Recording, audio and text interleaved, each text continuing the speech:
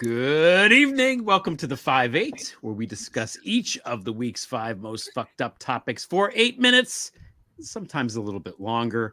So, 5 topics, 8 minutes to host a guest, some singing, a lot of curse words, and as many cocktails as we deem necessary. LB, how are you? I'm tired, everybody. Yep. I'm well though. I've got some ice water going. Okay. I'm still on my Ayurvedic cleanse through the whole month of September, but then I can't sleep. So I couldn't sleep last night. I was literally up all night. I tried to take a nap all day long. So if I'm a little spacey, guys, this is what's happening. And I finally, just right before the show, was talking to you and I realized, oh, I bet it's the fact that I'm doing this cleanse. Anyway, so I might be a little spacey. But other than all of that, all is well. Okay. It's Well, I'm glad. beautiful up here. The leaves are changing. It's so spectacularly beautiful where I live. I can't, there's bald eagles flying all over the place. It's just unreal. So it's a good month. We love the month of September here. Okay. Good. I'm glad. That's my update. I have a request for you. Oh, I think from now on, you should just call me Abdul, and I'm going to call you Abdul because apparently we can just call anyone Abdul whose name is something else, and nobody cares or challenges it or says anything about it afterwards. So I think that's a good thing that we should do. If the ethnic slur fits, like, go for it. I know. It's really what's happening there. I mean, it's the now we're going to talk about the debate more later when our guest comes out. That's right. I will say one thing that I did learn from the debate, which I did not know, is that, I mean, there's dog food and then there's dog food. It's like two different things going on there. I don't know what that means, but I think we're going to talk about that a little bit. I don't want to touch that. I have enjoyed the musicality of that. I have certain accounts that are, remix accounts or musicians, and when they simultaneously just separate and apart from one another, all hear the music, the beat, the rhythm, and then I'm like, oh, here it comes, and then boom, boom, boom, boom, we got all this great content. But let's get into it a little bit with our guest, because I really want to hear what she has to say about that and about the debate. And we definitely want to talk to everybody about it. It was the big thing that happened this week for sure. I think, let me get my timer ready. Are we ready to jump in? We're ready to jump in. Okay. I just, there's some stuff you and I were talking, and there's stuff that the debate itself, not necessarily what folks were saying, but just what, I don't know how to describe it. It's all like it surfaced, issues around how we're doing what we're doing still. And so I know we got into that a bit last week because we had the Russia news that surfaced all of that stuff from the past. So what surfaced for you, not necessarily the content of what was happening on screen, but just, how we're handling ourselves in this moment? Well, we're handling ourselves badly because the main thing is that the media has learned nothing since 2016, or if they have, they're ignoring it or they're intentionally doing a shitty job. So I wanted to talk about, the coverage of the debate is in some sense more important than the debate itself, because while many millions of people, as Trump likes to say, watched the debate, many millions also did not watch the debate. And some of the millions who watched the debate do not live in the United States, will not vote. Right. So there's still millions and millions of Americans who did not watch the debate. And maybe they'll, through osmosis, get some of the coverage after. And even in the immediate aftermath of it, it's like what really happened at the debate, what we all saw with our own eyes, and how it was written about, two kind of different things. And, the media keeps making the same mistakes. And by the media, I really mean the legacy media, the outfits that are supposed to be, down the line, tell it like it is, all the news that fits the print, the paper of record, that kind of thing. The Times, the Washington Post, CNN, the news outlets on the networks are supposed to not be partisan insofar as that's possible. Not putting their thumb on the scale, basically. Not their thumb on the scale. Right. That's the approach that they take, and I understand the approach. But what winds up happening, I think there's 4 things going on now with it that I see. The first thing is the more recent thing, which is the sane washing they're calling it. Which Trump comes out and says, "Batshit. They're eating their pets is funny because it's batshit." The part about the migrants are coming and they're going to the schools to get transgender operations. I said, that sounds like something that Alec Baldwin would say on SNL. That's not a real thing that people say, right? There's these crazy things, but coverage doesn't reflect this. Biden stutters once and has one bad debate, and the media can't stop talking about how he's in no condition to be president anymore. Trump is 2 years younger than Biden, and I don't know what's Swiss cheese of his brain, but they take all of the stuff and they make it seem like it's perfectly sane and rational because the coverage isn't ramping up enough to show a man who's not only evil and hateful and divisive and a fascist, but also in clear decline, much more so than Biden is, I think. So the second thing is the false equivalency, which is the both sides ism, right? Where they have to feel the need to report on both the lies. Well, Kamala told some lies and Trump told some lies, and here's the lies. And that's just not accurate in this space. That's usually accurate. If it's Bob Dole debating somebody in 1990, whatever, fine. But this is Kamala, misrepresenting a number, saying 50 million when she meant 20 million or whatever. And Trump saying that Nancy Pelosi is responsible for J6. Very, very different levels of lie. One of them is probably an accident, and one of them is a very intentional piece of propaganda.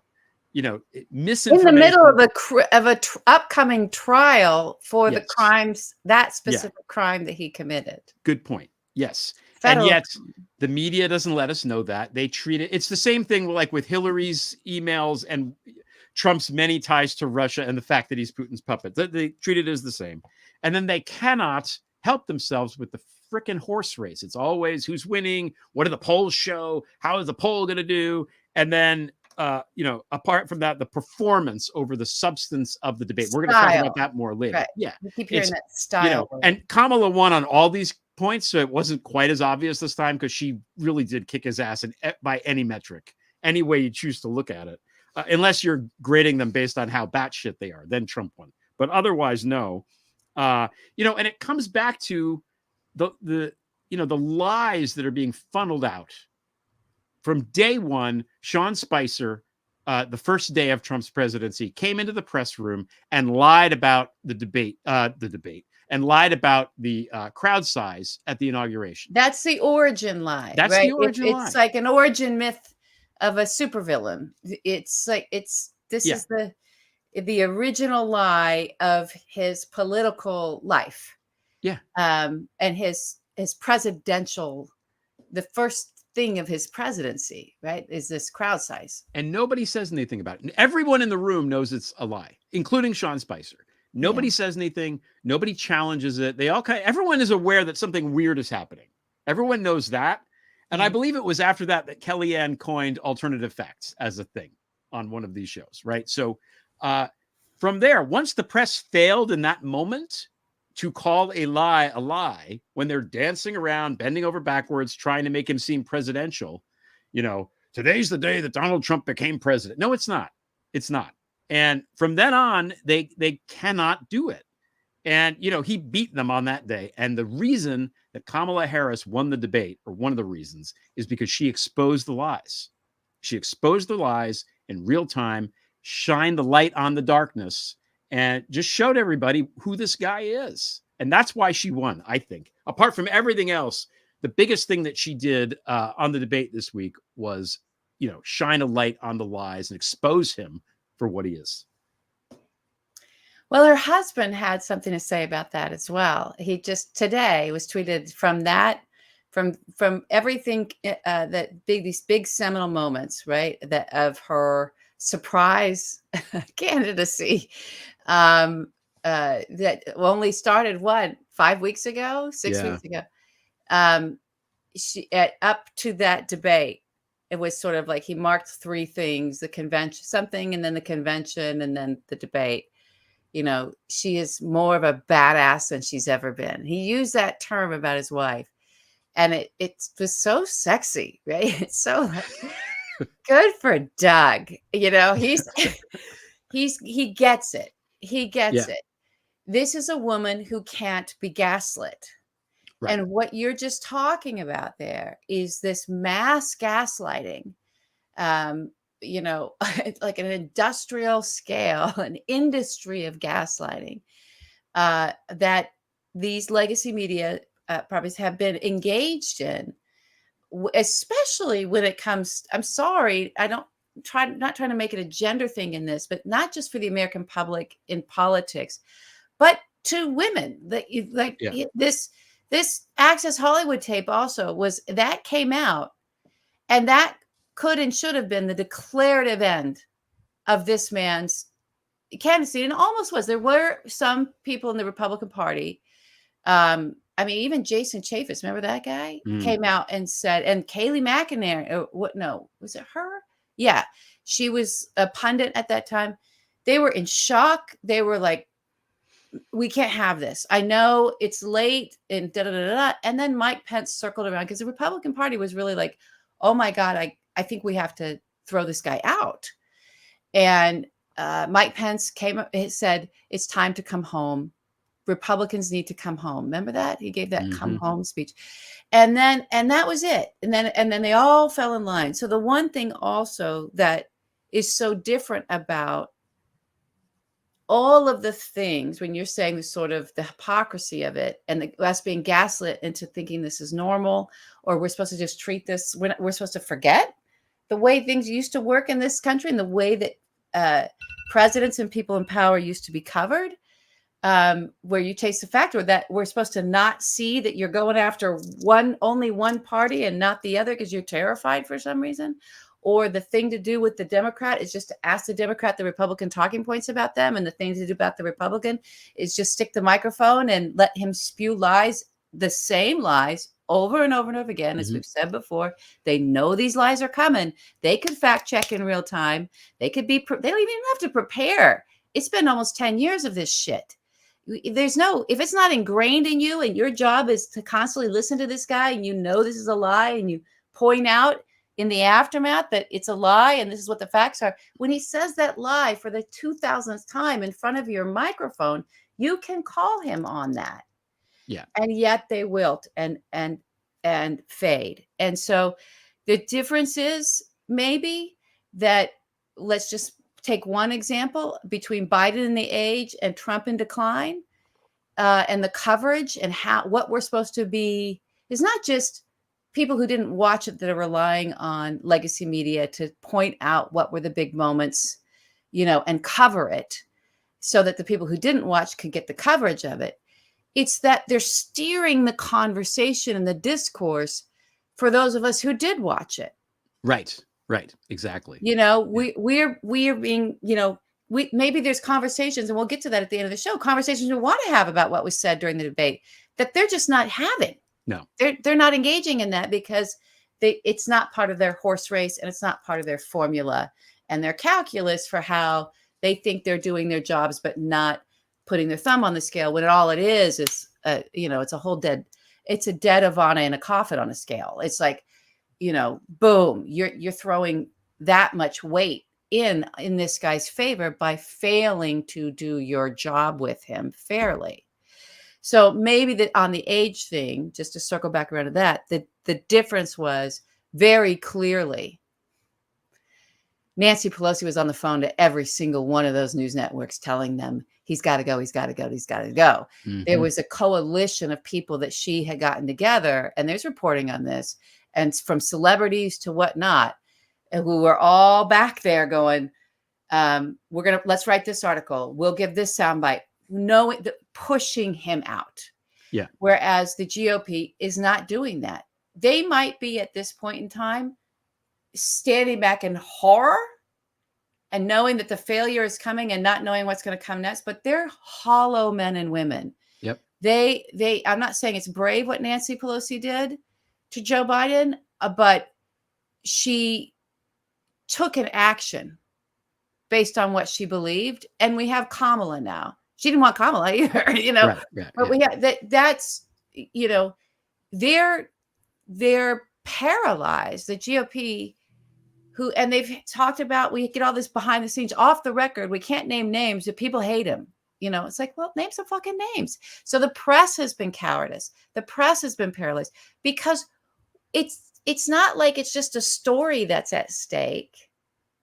It's just a lawsuit maybe that's going to come into your newsroom that's at stake. They treat it like that's what's at stake. Me getting my headline, my little story that I'm working on. Oh no. Right? Or, oh God, I don't want business affairs calling me up. I don't want the corporate attorneys calling me up. They treat it like it's that's at stake, not that it's us. Yeah.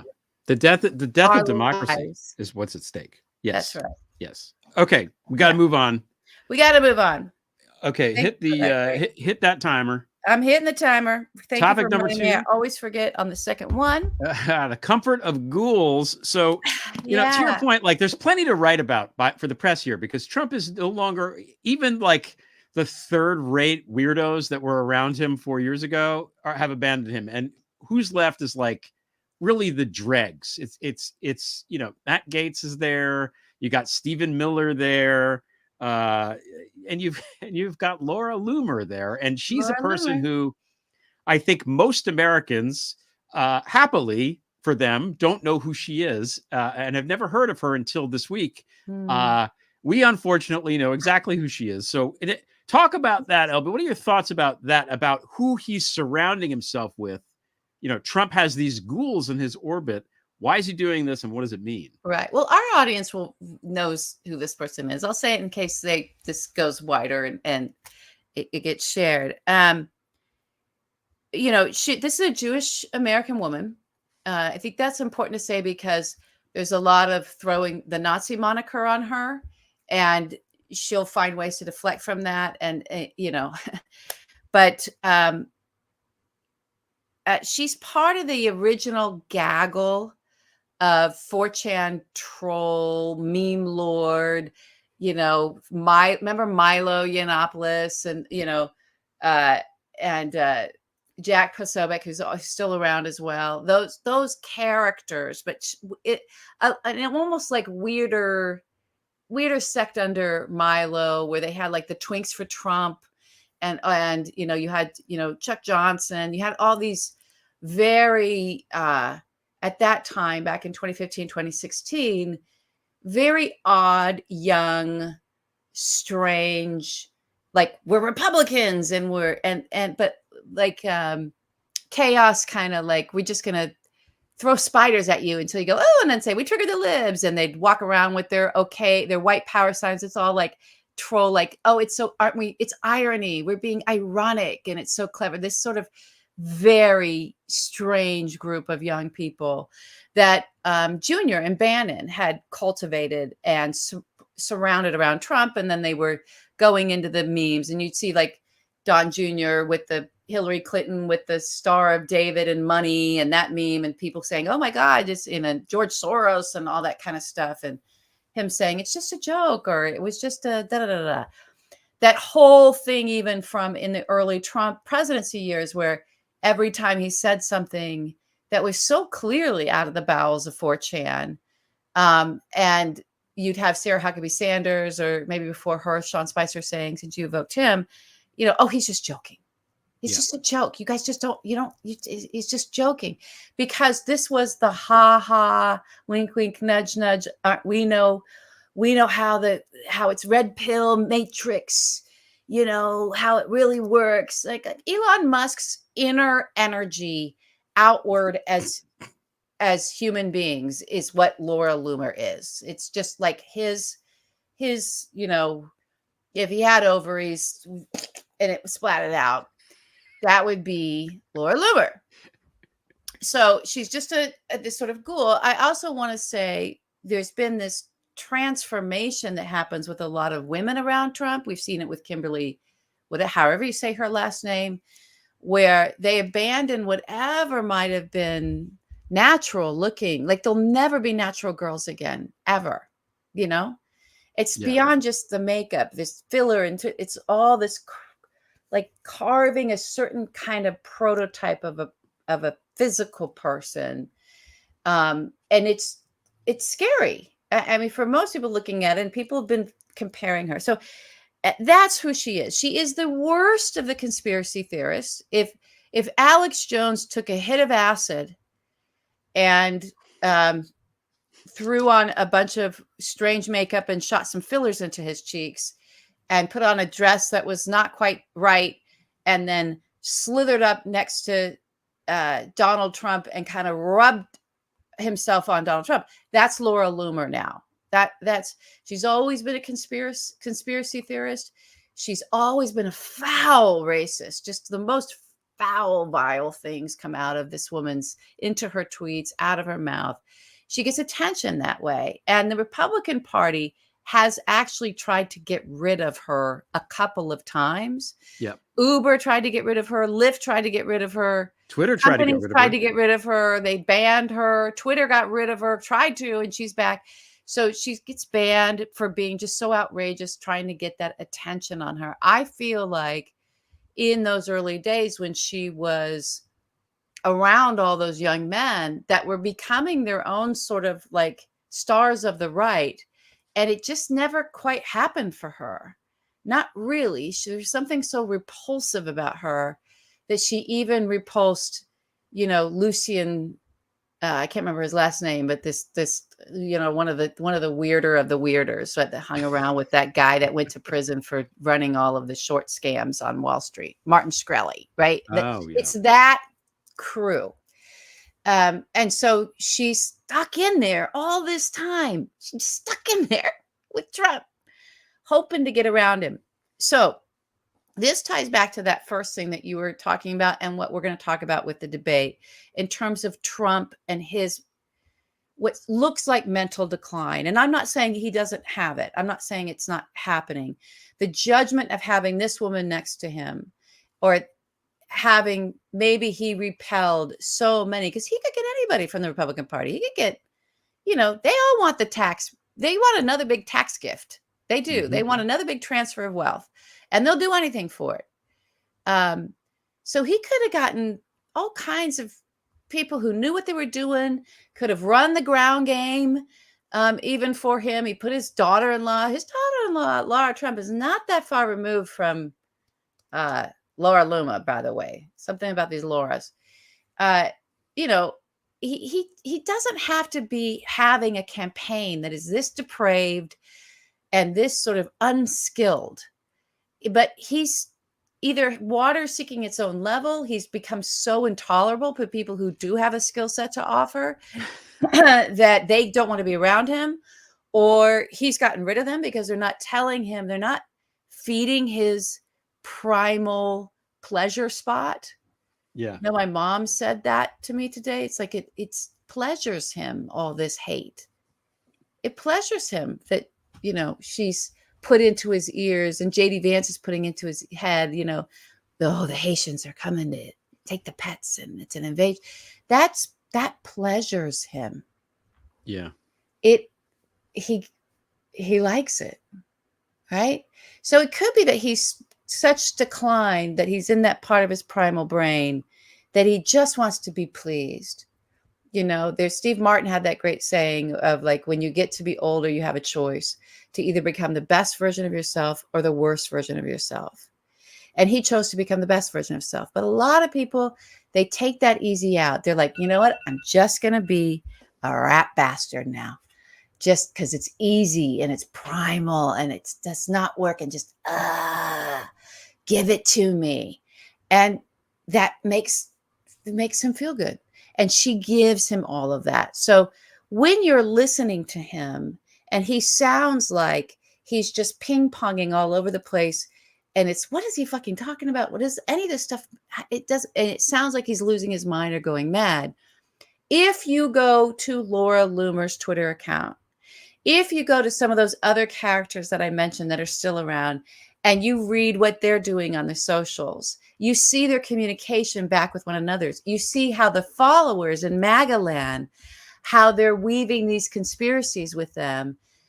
It all makes sense to those folks. And in fact, the more disjointed he is with it all, to where he just throws out some coded words here and some coded words there and some thought bubbles here and some things over here and calls himself a weaver, right? The more he does that, the more hardened that MAGA ecosphere of hate, their language and their semantics and their theories, the more hardened they become in all of it, because we react to it like, he's fucking lost his mind. What is he talking about? He's crazy.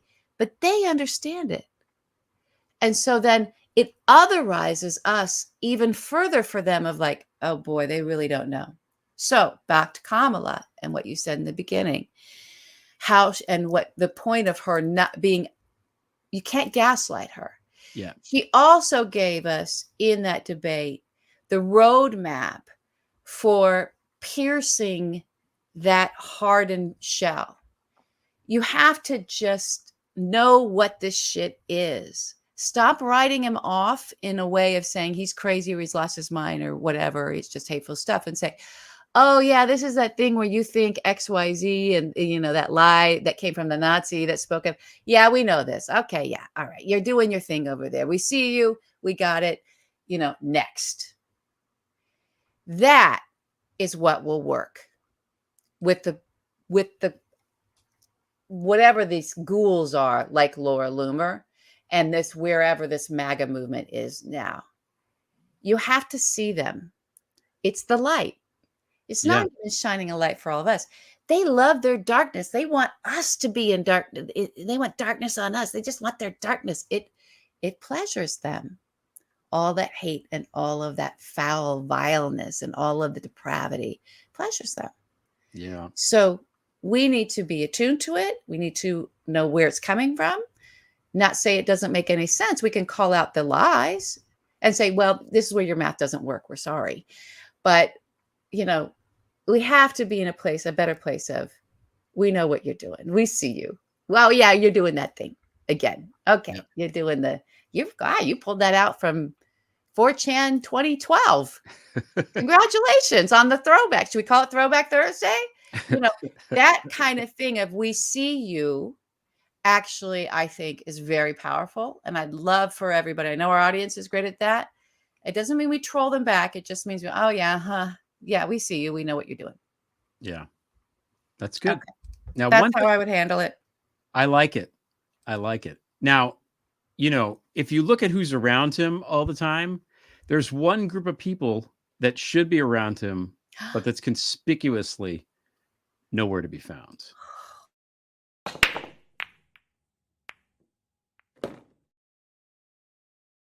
Donald ain't no family man. He's worse than a beginner. He won't have breakfast at Tiffany's, and he won't have lunch or dinner. Is Ivanka in Sri Lanka? 'Cause she sure ain't here. The only family in his life is Eric's stupid tone-deaf wife. She thinks he'll help her musical career. All the Trumps hate Donald, they hate Donald, they hate Donald. All the Trumps hate Donald, they hate Donald, what's that say?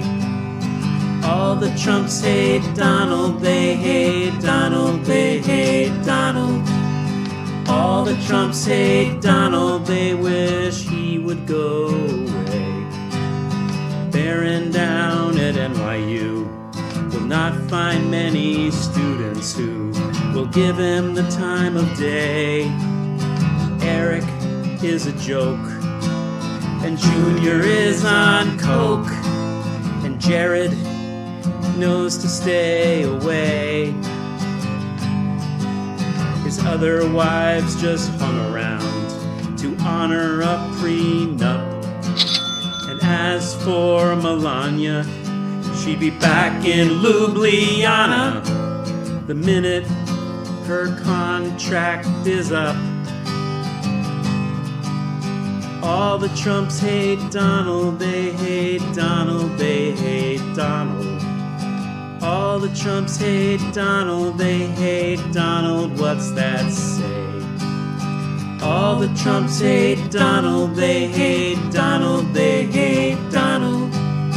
All the Trumps hate Donald, they want him to go away. All the Trumps hate Donald, they hate Donald, they hate Donald. All the Trumps hate Donald, they hate Donald, what's that say? All the Trumps hate Donald, they hate Donald, they hate Donald. All the Trumps hate Donald, they want him to go away. All right. Chunk killing it. Chunk just killing it. Yeah, that's how I spent my Wednesday. So that was fun. Longer than usual. So. Original song by Greg Olear. Yeah. I don't know. I want it to be earwormy. Maybe it'll be earwormy and I'll get back to him. Maybe it'll be earwormy and get back to him. Okay. We've kept our guest waiting long enough. She is a professor of history at the University of Connecticut. She's the winner of the Frederick Douglass Prize for her previous book, The Slave's Cause, History of Abolition. Her latest book, which I love, is called The Rise and Fall of the Second American Republic, Reconstruction, 1860 to 1920. Manisha Sinha, welcome to the 5-8. Sinha! Oh, wait, you're on mute. You've muted yourself. Unmute. The permanent Zoom problem. Thank you so much for having me. And I love that song, Greg. Okay. I thought that was hilarious, talking about presidential debates. Remember when Hillary told Donald, like she had to pay him a compliment, and she said, "Oh, well, I guess you have nice children." Right. She didn't know. She didn't know. Know. Nobody knew yet.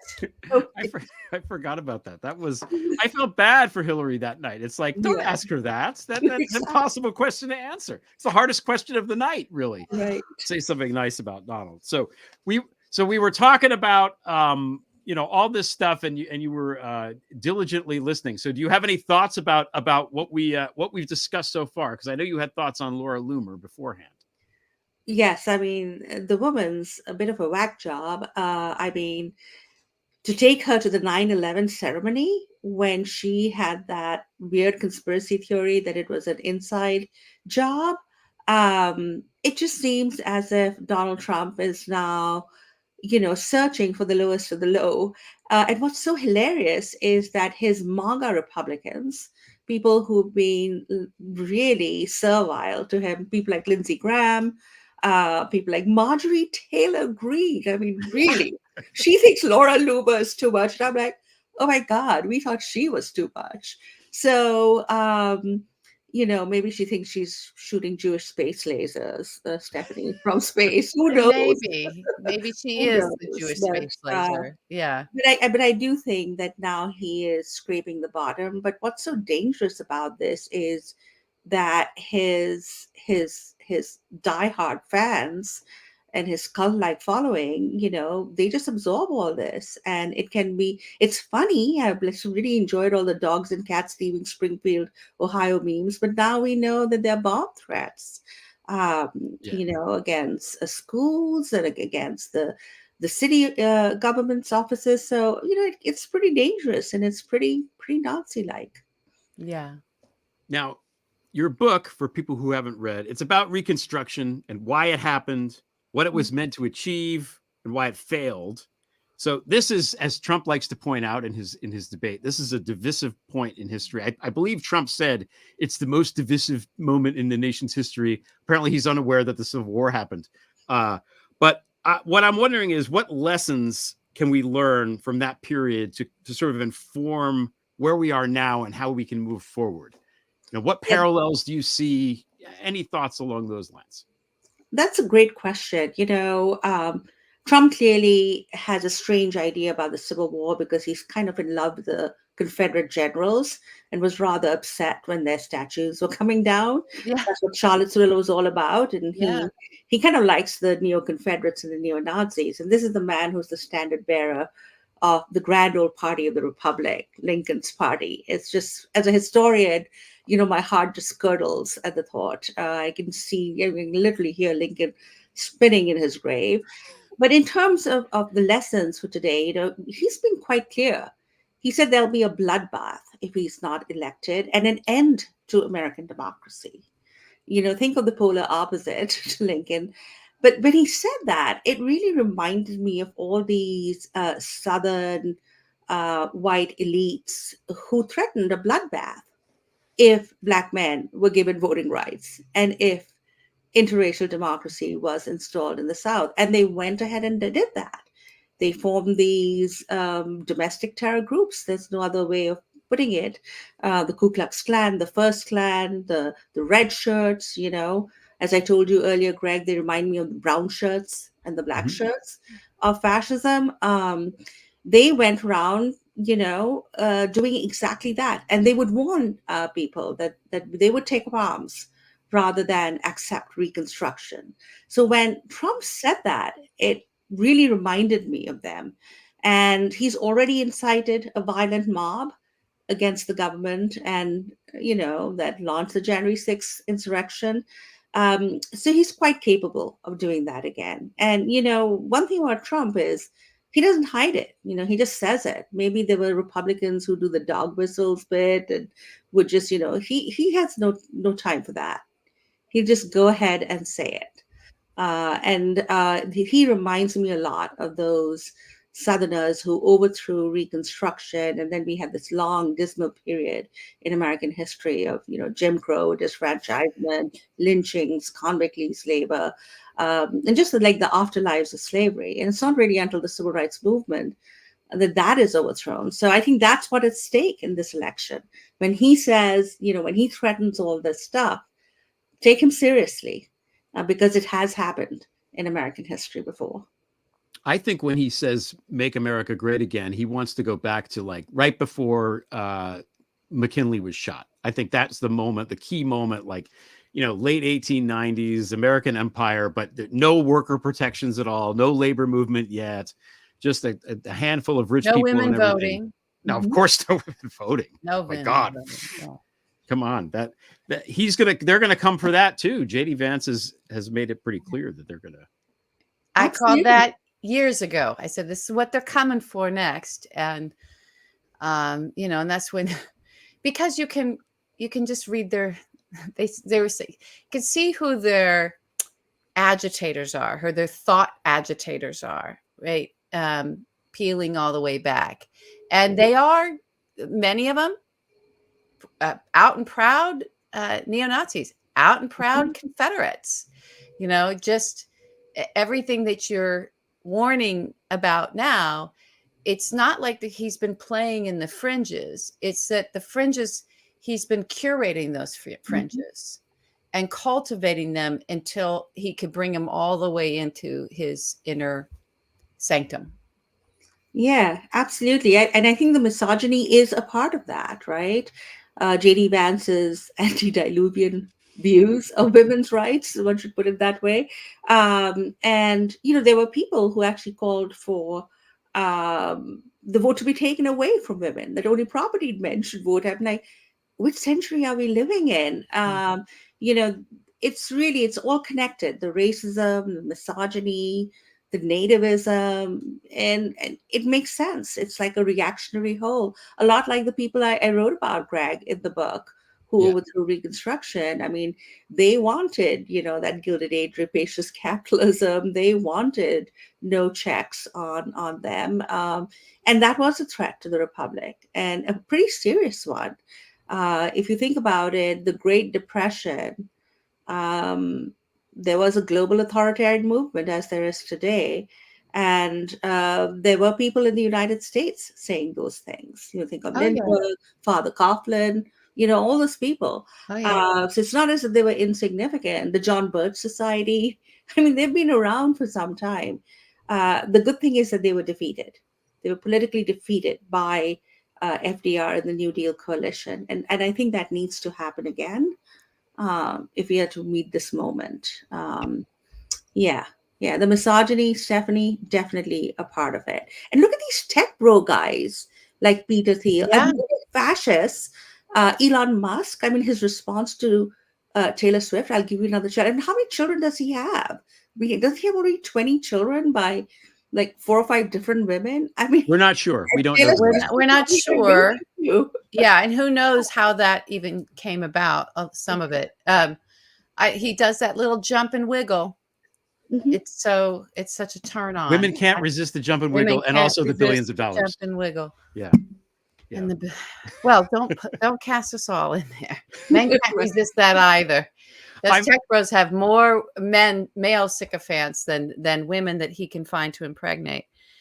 I just, yeah, I think it's, for me, when I heard you were coming on the show, and with respect to the debate or just where this campaign is with Donald, I just want to pull back a little bit and talk about, there's another big, huge talking point, and we hit on it, and it's there and it's real and everybody can acknowledge it. I think even the press, is that there are these two Americas now. I've always known there were two Americas, because I come from sort of the Bible Belt of the Midwest, and then I went out to LA, and I was like, oh God, these people have no idea what they're like this. They have no clue, right? So I think there's always been these different, these two different Americas and different bubbles of information and thoughts, and I don't want to say culture so much, but the culture is a part of it, I think. So how do we, based on what you looked at, back in the time of the Civil War, how much are we more divided? I mean, when Donald says stuff like, and he said it during the debate, we've never been more divided, and Greg always was like, we had a civil war. What is he talking about? We literally murdered one another, right? And so we've been more divided, but have we? So that's my question for you. It's like, can you weigh in on that? Yeah, as a Civil War historian, I have to say that all those people who are predicting civil war or think we are on the verge of a civil war because we are so politically divided, I think that's sort of scaremongering a little bit. I don't think we are that divided. This is not going to be a massive civil war. If history happens first time as tragedies and then as fast, you think of the slaveholders rebellion, and then you look at the January 6th insurrection and the violent mob that attacked the Capitol. I do think that Trump incites violence, political violence. It's kind of odd because he himself was a victim or nearly a victim of it, presumably.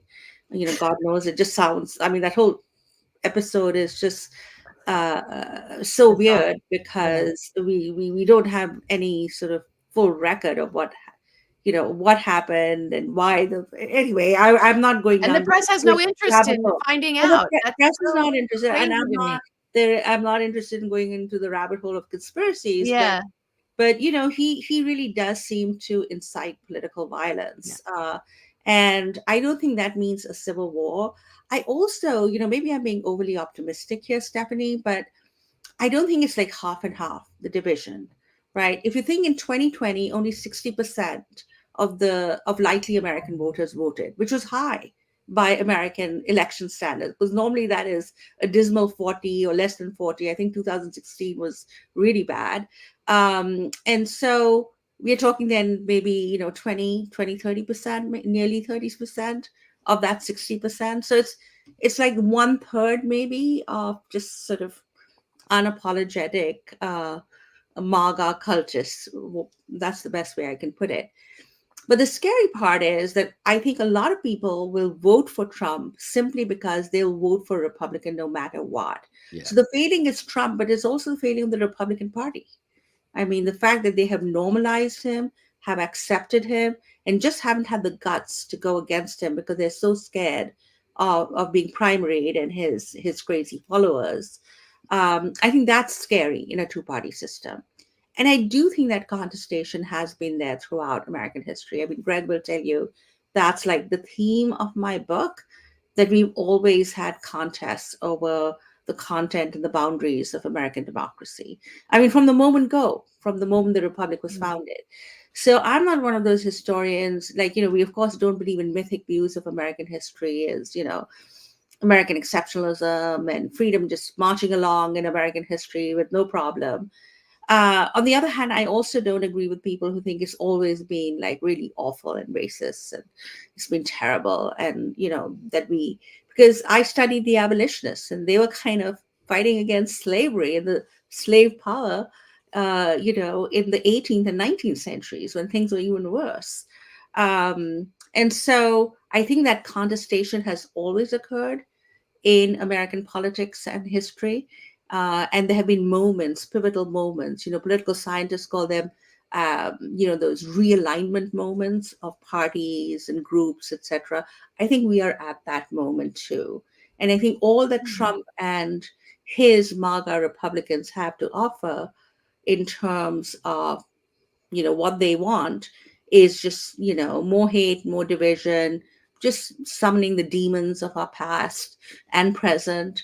That's a political tactic for them. And he won on that in 2016. He won the electoral college with the largest losing popular vote of any American president.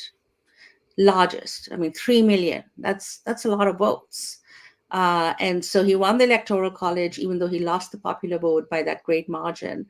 And that's why maybe I'm a little more optimistic, that maybe things can, if people are energized behind Kamala Harris, they are energized by this campaign, that maybe it is possible to turn that around. Because his victory is not that invincible. He likes to portray it like that. Every loss, every lie, he'll make it into a great triumph. Like he said, I won the debate. I'm like, yeah, sure. If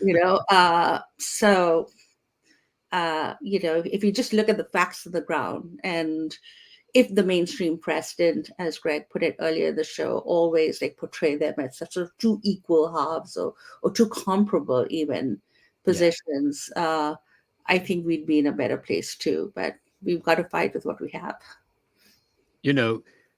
None of the bad stuff would happen if Donald Trump was president now. That's what he kept saying. This would never have happened if I was president.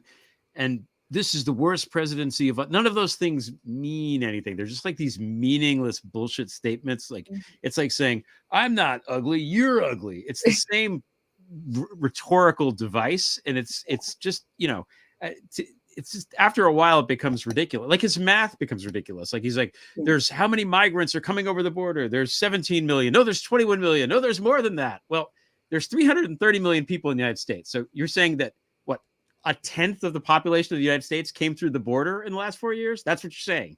Because I'm not a great math major, but that seems like we would notice that a little more than we've been noticing it. So let's get to the debate, because I'm curious what you thought of the debate. Like going into it, what were your thoughts before, during, and after? And what about the debate surprised you the most, Manisha? Yeah, everyone went on about how all Kamala Harris had to do was like hold the fort, not have a decisive, just hold the fort, don't make any mistakes, etc. So as usual, I think they underestimated her. As usual, all throughout her vice presidency, and as a woman of color, I can this, it's like it sounds very familiar to me. Constantly belittled and underestimated, and while swiping your work, right, and calling it their Exactly. own. Yeah, don't forget that part. Too. Yeah, That yeah. too. That's really important. Yeah. Yeah, and without acknowledgement. Oh no. All the time. Yeah. Yeah. No, I hear you, Stephanie. I know exactly what you mean. So I knew that she would be an adept debater. She had been, and I had always seen her as being far more competent than she had been portrayed in the mainstream press. What surprised me a little bit was that Donald Trump, even though he is saying these ridiculous things and is always, rambling on. And as you said, with him, also every accusation is actually a confession. He's like, I'll save you from American carnage. Actually, the carnage took place during his presidency with all those COVID deaths and his sheer incompetence in dealing with that. But what surprised me with Trump was, the performative aspect, which Stephanie talked about as style, right? his followers are just going to hear him as just like he's talking crap, and we all know it. But they're going to say, well, he said it, and he said it loudly and clearly and without flinching or whatever. And that, I thought he would do worse. The other thing that I thought was really strange with Trump at this point, because he always portrays himself as this great macho guy, right? The strong man, etc., was how deflated he looked next to Kamala Harris. Yeah. He looked actually deflated, and he wouldn't look her in the eye. No. It's as if he was scared of her, or he just didn't want to be beguiled by her. I don't know what it was. He wouldn't look at her. Even when he was answering a question, he seemed taken aback when she came up and introduced herself to him and shook his hand. So that surprised me. I thought he would attack her, and he did attack her even more than he did. And he was I have my own theory about that. Yeah. And because I think he let it slip during his rallies before of calling her an attractive woman. Mm-hmm. I do think he's dismantled by. I think she, Yeah. he's attracted to her, and when she came up, and he was like, and then because after, and he just didn't want to look at her, right? And then after at the 9/11, the next day, he made sure he reached over because there was no threat of a performance for him afterwards, Right. and he was like, and he was complimenting her. Oh, you did a great job. Yeah. So I think he's taken by her. I think he's all confused about all that. She probably smells really nice, especially compared to him and when he's around. Perfect. Yeah. I just want but then he also said that he's better looking than her. It's as if it was that was a competition. Yeah. He's My rallies on her looks. Yeah. Yeah. LB, did anything surprise you? What was your biggest surprise? I know you saw clips. You were infuriated by the moderators. Because I have your phone number, and I text you and you text me. So I wasn't going to watch it because the way that the moderators, the debate with Biden, nothing to do with the candidates and wherever their performances, how the CNN approached that debate from the get-go, right? And then the fact that they had agreed to not fact check all that, it sends me to the stratosphere. And I don't want to be like that. I mean, I'm exhausted. I don't want that in my life anymore where I'm outraged. I don't watch stuff that I know is going to outrage me. I don't want to be outraged. I've had enough of that. I'm done. I'm tired of this man and what he's done to my life. So I went to sleep. It was a night that I could sleep, and it was late. Here I'm on the East Coast. It was late with you, Greg. And then I'm awakened by the sound of, I swear to God, I was like, what is that noise? What is that noise? It just woke me up. My husband there, and he's just sitting up watching the debate in bed. And his voice, Donald's voice, woke me out of my slumber with anxiousness. Like, I was like, what's happening? What is this? What's happening? And, my husband's like, the debate. So unfortunately I had to watch it. And I immediately, again, I went to the stratosphere.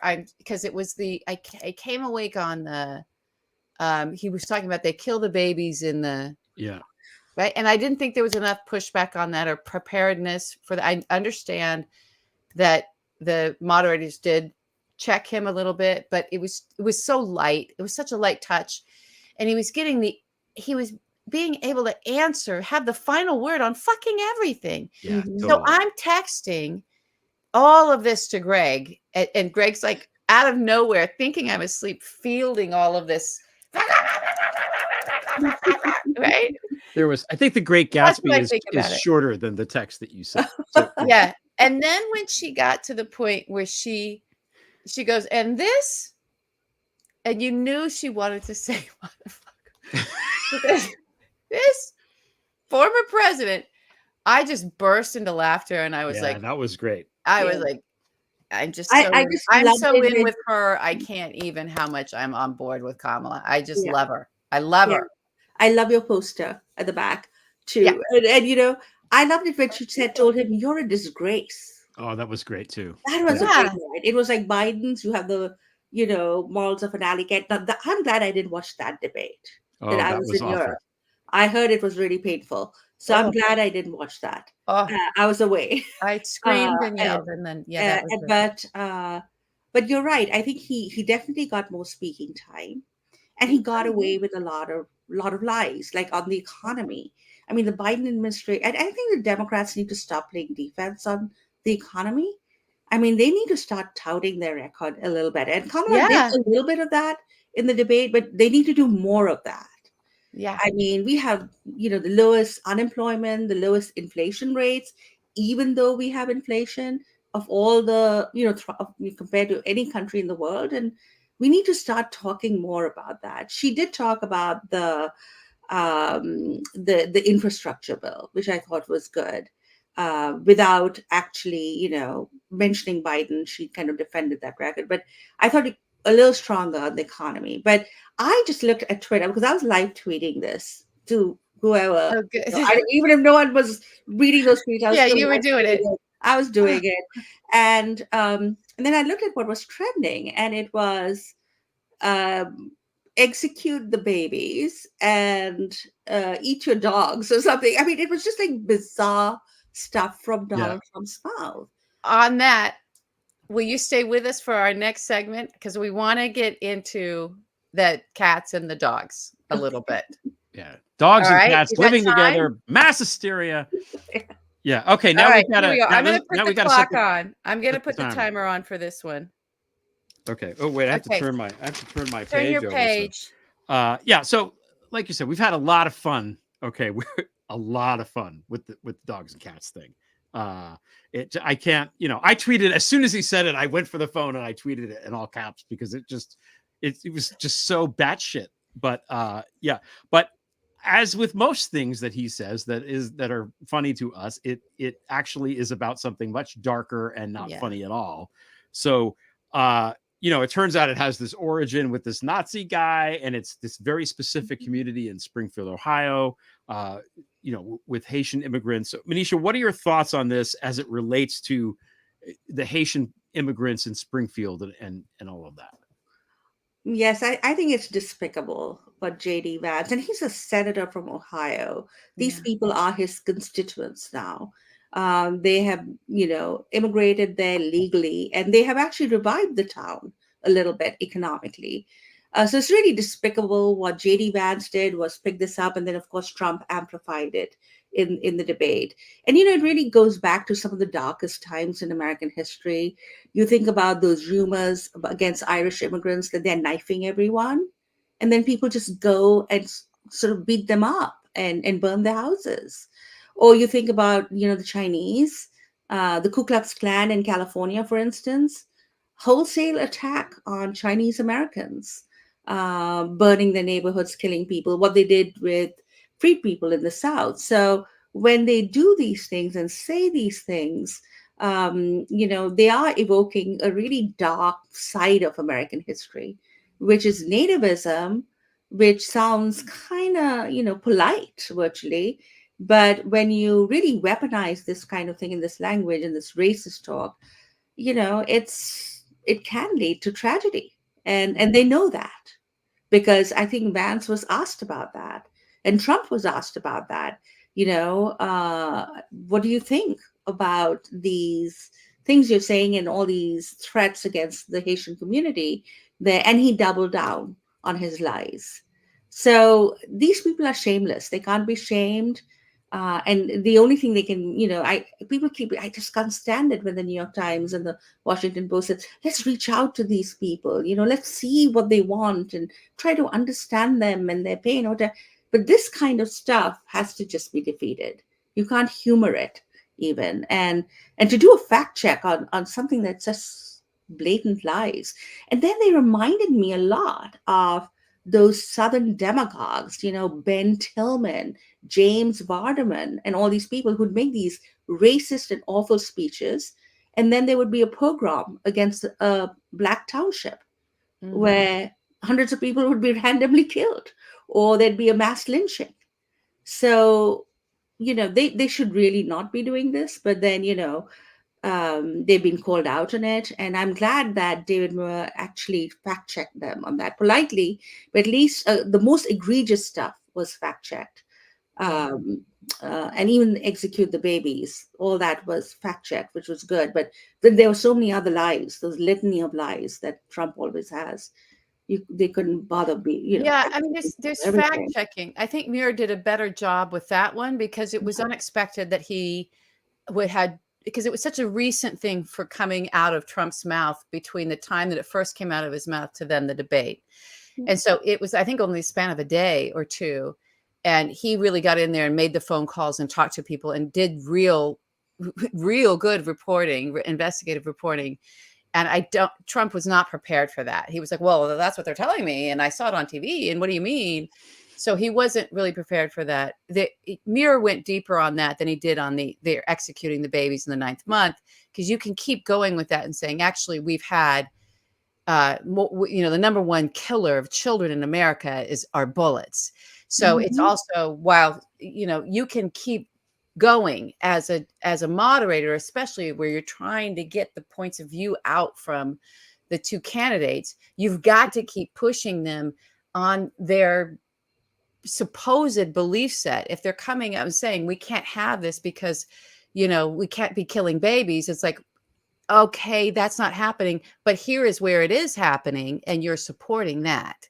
Right. So that's what I want from it, if there's ever going to be another debate, from a future debate. And that's not putting your thumb on the scale, and that's not taking a position. It's actually pushing forward with the facts to where you're saying, here's where your point of view or your whatever you're putting out there for the American people is saying, this is what my position is. Here's where it runs into a hard wall of facts and inconsistency.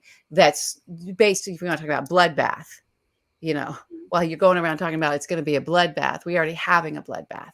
Yeah, I So thought Kamala that was kind of yeah. moderation would have been, for me, I would have preferred that, because it is this is where it goes. It does go with what policies end up happening. Even it goes with Americans turning against Americans and believing these things and thinking they have to take things into their own hands, or just unleashing their own hate on Haitian Americans, all the way to then what policies are going to be either enacted or not enacted, or sat on, right? When it comes to actually preserving life, that of the living of our children in schools, we can't even get a proper ban.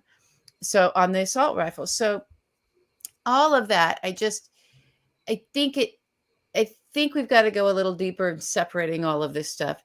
There's one thing I wanted to say specifically about the cats and the dogs and their eating and and clearly it came from the neo-Nazi, and then Loomer picks it up, and then probably Stephen Miller, and they're putting it into Trump's head, and he's like, oh, that's a great thing.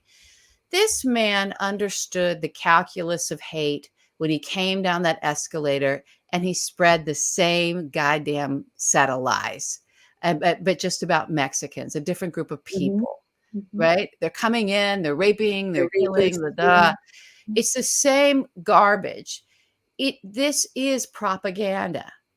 And what I'm more interested in, and what I wish there was more investigation into, and I think we're going to get some information coming out of the Justice Department next week of how the Kremlin's propaganda machine really works out from inside the FSB and from the intelligence services. That RT, their big news channel that's like our Fox News, is actually an arm of the intelligence services in Russia. That's come out of the Kremlin. That's coming from our Justice Department. And we're going to learn, people are going to learn about it if we're going to read about it. Some of us have studied it before. So understanding that just as an example, Russia, for example, and the Kremlin has spent 100 years studying propaganda and how it can work, getting into the science of it, putting it into formulas, right? So that they could take propaganda as a weapon of war, of toppling another nation without firing a bullet, letting the nation turn on itself and divide itself and tear itself apart on their own behalf, because of things that they just put into the discourse because of the power of words, right? If you put words and images together in a powerful way, it moves people to do shit. We know this. And so and it can take over their whole worldview, and it can have them seeing things differently. So that's it. There's a science to that. And it's the kind of science that starts with a simple math. And the simple math for all of that science is the calculus of hate. So Donald knows how to put those pieces together in a formula that when he spews it, it has an effect. It created a cult. That's how well versed he is in this. I want to know how.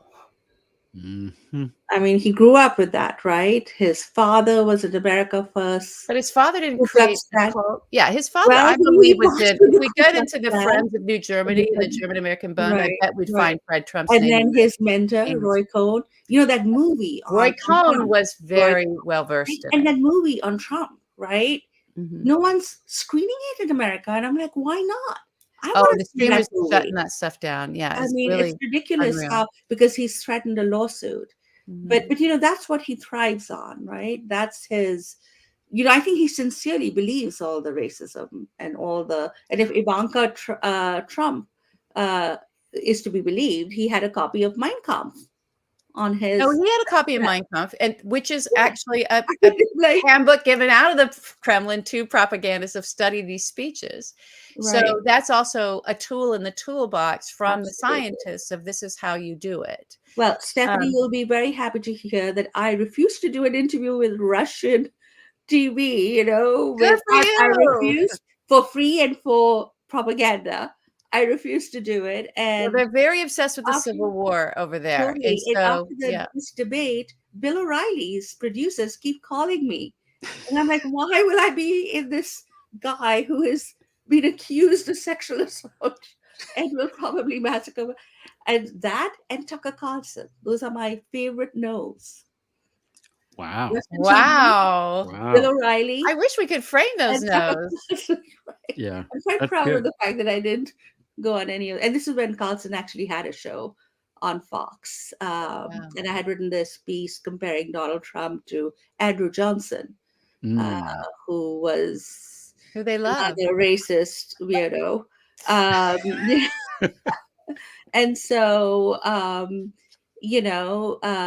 that's when Carlson called me, and everyone told me, no, he will mute you, he will twist your words, he'll have the last word, etc. That's what bothered me actually in the debate. The fact that he got more time to speak and that he ended up, as you said, getting the last word. But Kamala was good with him on the abortion issue, right? She took him apart of that, on women bleeding out in driveways. I mean, those things have actually happened, right? And I'm glad she got there. But the one person who did call him out on the Haitian, on the kind of racist attacks against Haitian immigrants recently was President Biden. Yes, Biden just today made a statement on this. And I have to say that, the man is really decent to the core. The fact that it was Charlottesville that made him decide to run. And so, I may not agree with him on each and everything. I certainly don't agree with some of his policies, but I respect him as taking a decent stance on all these issues. And Kamala Harris was asked about this, and she chose not to say anything. But Biden just came right out and said it.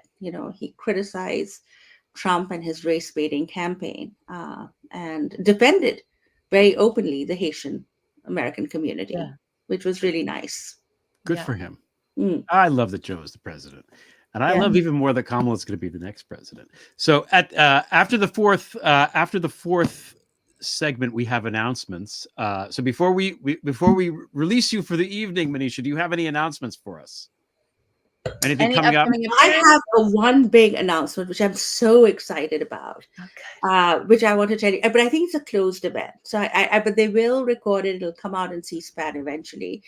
I was asked early this year early this year, long before President Biden stepped down of the race, and long before Mad MVP is now our candidate, to come to Congress and address members of Congress on my new book. Ooh. And it's a conversation. It's not a lecture. And I was just, and they are buying so many hundred books, and they want me to sign 200. And I'm like, I wonder if the Republicans will come. Will they come and heckle me, or will they not come at all? Is a good question. But the fact that I have an opportunity to speak to members of Congress, I tried to actually change the date because I have to drop my son off to college. And they were like, no, this is in the congressional calendar. You can't change anything. You change your schedule for us. And I said, okay.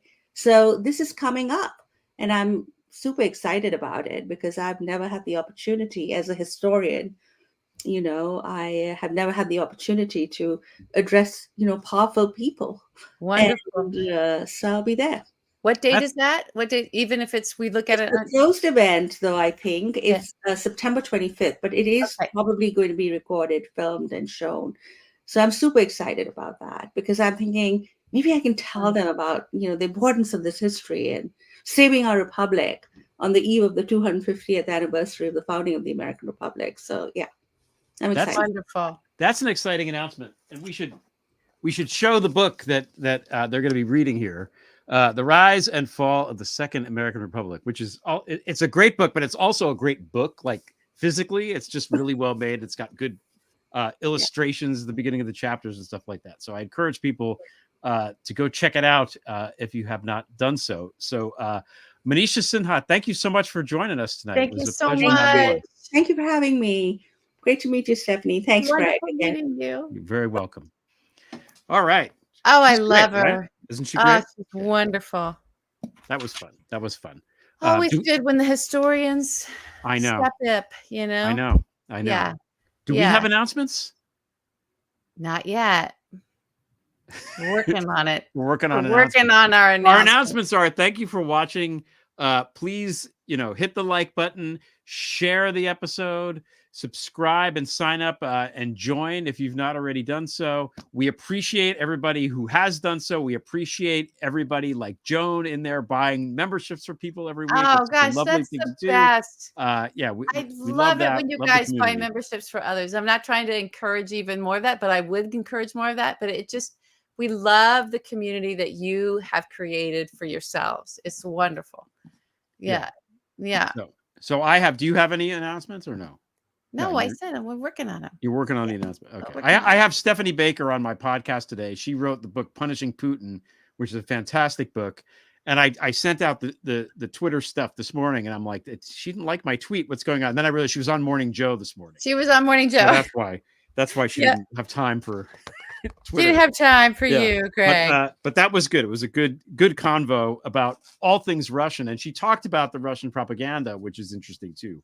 Yeah. Just her take on that, even though the book isn't about that, but she had interesting things to say. So, okay, one more topic. So hit the timer. I'm hitting the timer. Here we go. All right. So 2 divergent visions for America. We had a debate, and in the debate, what the media seems not to be talking about is the substance of what these 2 candidates said and what the United States is going to look like if Trump wins or if Kamala wins. So if Trump wins, I think it's still important to say, we were talking about this before we went on the show, LB, that the Project 2025 stuff is still very much alive. Trump is lying when he says he's not in cahoots with these guys and he doesn't know them and he doesn't know anything about it. It is absolutely a fascist playbook. It is what he's going to do. Kevin Roberts, who is the president of the Heritage Foundation and created this book, put it all together, wrote the foreword. He has a book coming out that they're pushing to after the election. I think because it's so batshit and extreme and weird that they don't want anybody to read it heading into November. My guess is that this shit's going to leak at some point. I think it's going to leak, or at least JD Vance's foreword will leak. God only knows what he says in that. So to advance this crazy man's thoughts and ideas. Yeah. But we don't need to talk about Trump anymore. Let's talk about Well, Kamala. I want to talk about Kamala, but let me. Okay. I think I decoded something with Trump in prepping for this particular Ooh, segment. okay, let's And hear getting it. the Kamala stuff, and I didn't write down because I was writing down her numbers, and we'll get to in a second. I didn't write down Trump's, but so we've got Project 2025. A big tenet in that, and a thing that he talks about, and they made signs for the RNC, if you guys remember, is that they want to deport. Yeah, mass deportation. Round up, what do they say, over 1 million people and deport them. And so I was looking into that. I'm like, okay, well, how much is that going to cost? I was looking it up, and the projections on what this is going to cost, what that kind of pronouncement would cost if you were actually to send people out city to city, town to town, door to door to round up folks and then somehow deport them, send them somewhere. I guess he wants to send everybody to Venezuela now because he wants to go to Venezuela. He's I don't obsessed know. with Venezuela. Something. So it's estimated to be in the billions of dollars, in the tens of billions of dollars. And then I saw this other interesting number that in terms of people crossing the border that are then turned away or sent back or held and then sent back over the courses of an administration, of a 4-year administration, ends up being around 1 million people, believe it or not. So I was like, oh my God, this is the build the wall scam 2.0. Mm-hmm. This is, he's going to say, look, I sent 1 million people, but the money's going to disappear because with the 20,000 border agents, what the setup as it is now, that's about the number of people over a 4-year administration that end up going. Like Trump was 1.3. Biden he's getting close to that. I think Barack Obama might have even been higher because there were some surges. So at the border with him. So he's just going to give the number, but raise the money as if he was doing the thing. And then where's that money going to go? It's going into some crony pockets is where it's going, or into his own pocket, just like the build the wall scam. So I just wanted to bring that up. I think that's what that is. It's it has a bust out flavor to it to me, like what the mob would do. And then they would burn down the restaurant after they busted everything out the back of it. Okay. So there's that. For Kamala, so Trump, same old. And by the way, they didn't even bring up his failures during his first administration. Any kind of president running a second time, right? Running for re-election, which is what he's running for. Yeah. There was a delay. There was someone else got in there. He got fired, but he was elected once. He wants to be re-elected. And no one's calling him out on his first term of the failures of his first term. Where is that in the reporting? No, that's nowhere to be found. The study on at where Manisha teaches at University of Connecticut concluded that if he had been a better leader like South Korea or Germany or New Zealand, 300,000 fewer Americans would be dead of COVID. But subsequent studies have shown it to be closer to 600. That's how many. That's more than people that died in the Civil War. Yeah. Trump killed all those people. Yeah. That is a thing that happened. That's willfully. True. Yeah. Willfully. He had a pandemic playbook and threw it out.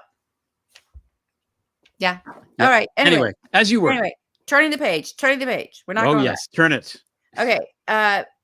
So Kamala's America. So some of the stuff she was saying is there's so much that Joe Biden did accomplish. I'm so glad that Manisha brought up the economy and the economy we're at. She can take that ball and keep running with it. Some of the bigger highlights for me that I heard her talk about were strengthening and expanding on the ACA and making sure it doesn't get thrown out because Trump is threatening to throw it all out. But there's more that can be done with it to just improve on it. They've done some. They've gotten the prescription drugs for seniors. They've put a cap on it. They put a cap on insulin. So they've done some things around using the ACA, and there's more that they can do with it to really push towards universal health care, which is what we all should be having in this nation. It's ridiculous that you need to get it from an employer. that's hard. That's something that would actually help small businesses, quite frankly, if they didn't Stifles have that burden. entrepreneurship, stifles it. Absolutely Yeah. kills it in the cradle. It Yeah. does. So that would be great. All right. Then on that note of small businesses, there's a $5,000 tax credit, I think is what it is. Is that what it is? Something. I think so. It's now, 5,000 something that small businesses get. She's going to up it to 50. So that's great. That is great. That's actually something new that hasn't been done. I believe it hasn't been done before. I can dive into it deeper, but this is something that she's proposing. And it'll have a tangible effect on people's lives. Tangible effect on people's lives. A $6,000 child tax credit for new families. So in those first months and years of your child's life, you get an extra $6,000 in tax credit, right? For having. So here you have these other ghouls, right? As just a compare and contrast, they're not putting anything like that on the table. They only have concepts of a plan of something, I don't know, and tariffs are going to pay for childcare. It's like, but we're pro-family. This is actually going to help new families, like, in a massive way. So that's wonderful. And then something I caught her saying in her rally today was what she's going to do for jobs. So there's a lot of federal jobs out there, guys, lots of federal jobs. And it's not that we want the federal government employing everybody, and that's the solution to everything. But for those federal jobs, she's going to change one of the requirements. It's required that you have a 4-year college degree. And she came out in her rally and said, look, we need to change this because people are, they have apprenticeships. They have, they go to trade schools. They have something other than a 4-year undergrad degree from a liberal arts college, right? Like or state university. Loosening that requirement allows more people to be eligible for great, stable jobs that the federal government is having. And what she wants to do with that from there is then encourage other businesses in the private sector to adopt that same policy. So, and that does happen. Like once, companies like Amazon say, okay, well, this is the federal government does, we can do it too. Like things like that do flow through into the private sector, and just opening up higher paying, better jobs for folks, whether or not they have that 4-year degree, if they have the skills to actually do the job. It's going to be great. The domestic. So that's the America. That's just a little bit of the America that was put on the table for us to take a glimpse at and say, oh gosh, okay, this is pretty good America we're in right now. We can get rid of all this hate. Yay, that's exciting. Once that guy goes away. But then look at all this stuff that we have to look forward to. I think one of the underreported things about 2016 is what not having Hillary as the president for 4 years cost us as a country. Yeah.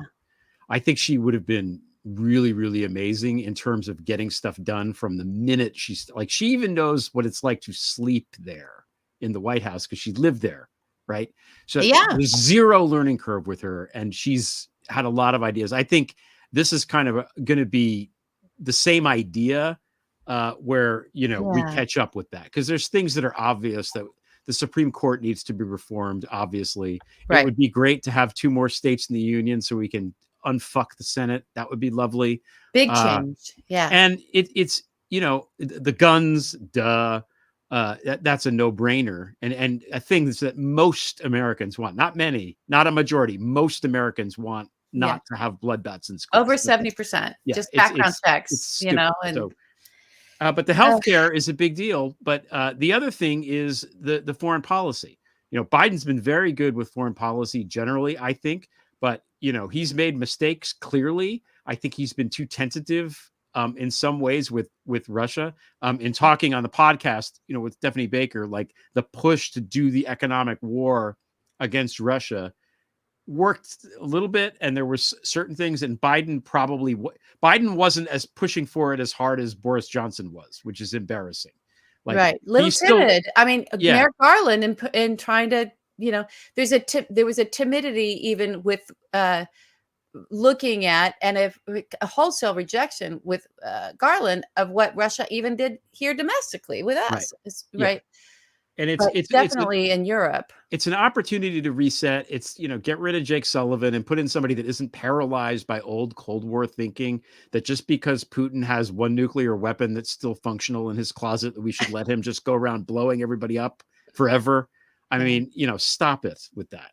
That's a Kremlin talking point too. Well, we can't fight that. No, we can, because their whole fucking army is in Ukraine. So she has the ability to change course on that. She has the ability to change course on the Gaza war, because certainly we know what's going to happen if Trump wins. Foreign policy wise, he's going to let Putin and Bibi do whatever they want. So Ukraine is going to lose, and Gaza is going to be paved and turned and beachfront property for the Kushners. That's what's going to happen if Trump wins. So Kamala is going to not do that, but also, I think, take what Biden has done and improve upon it.